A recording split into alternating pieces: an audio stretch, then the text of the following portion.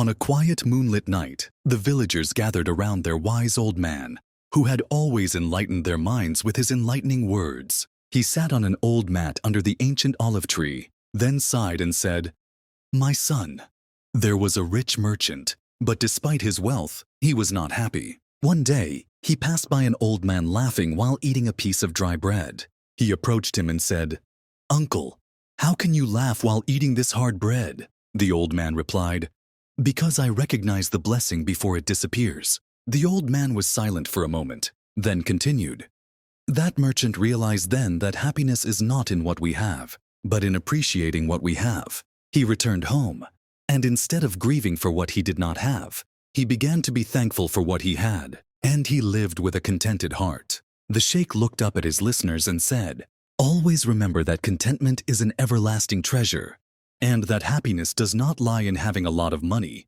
but in being thankful for blessings, no matter how small.' There was silence.